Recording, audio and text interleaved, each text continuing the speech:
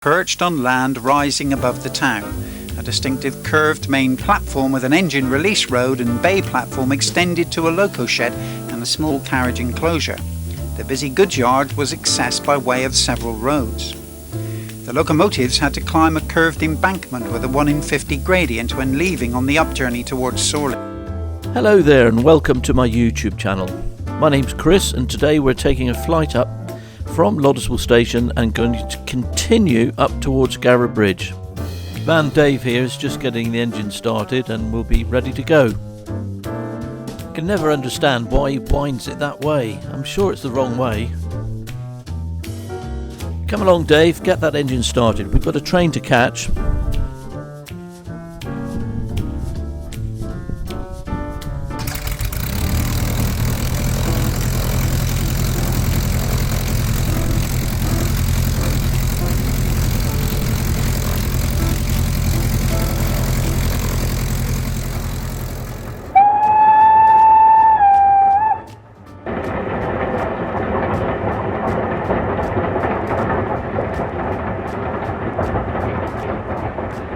We're just passing the Avon Garden Centre now and we're going to continue up towards Loddiswell station, which was just down here in amongst the trees.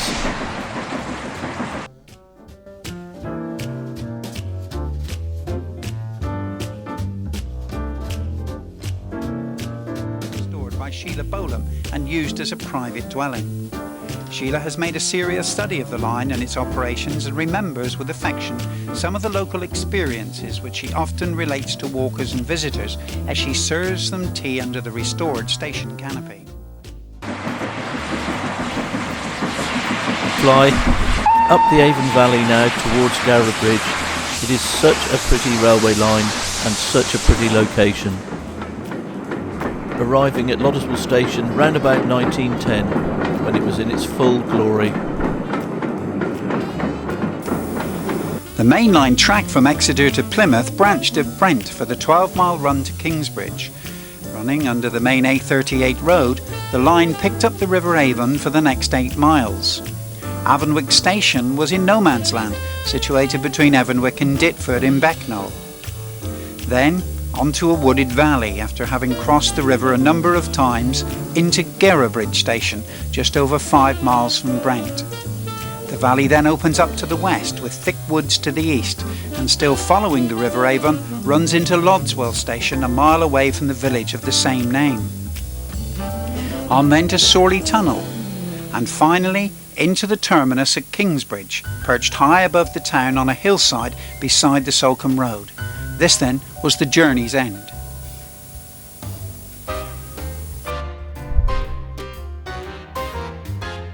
We carry on flying up the Avon Valley now and shortly we'll be arriving at Garrow Bridge station.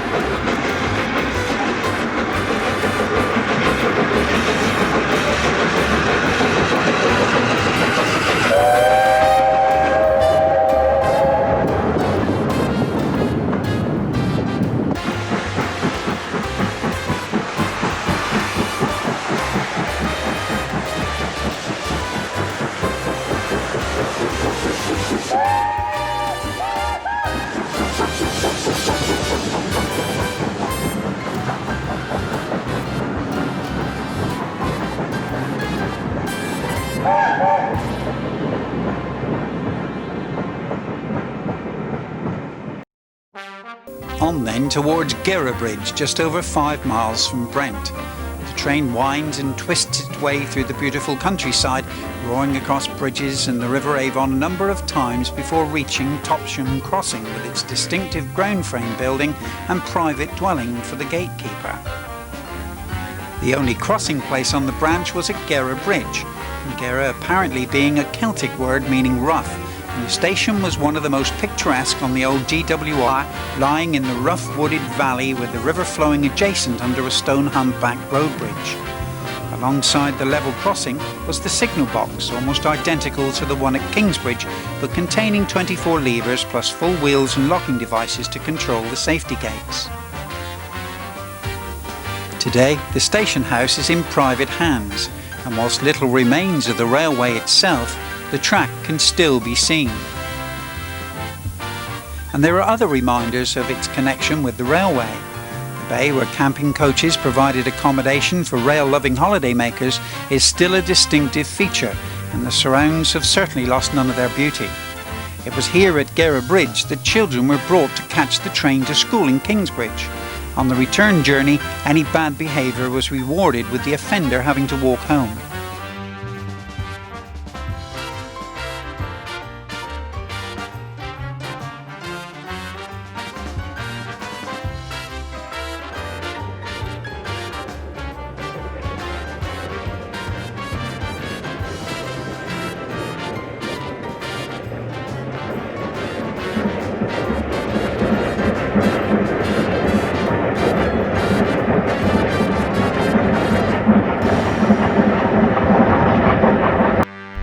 And here we are flying into Garrow Bridge station now, and as you can see, a very, very, very beautiful setting. And in this image you can see Garrow Bridge station in its heyday, and certainly the trees have really grown up since this picture was taken. Flying around Garrow Bridge station now and the river below, and it's quite interesting to see how it's all changed.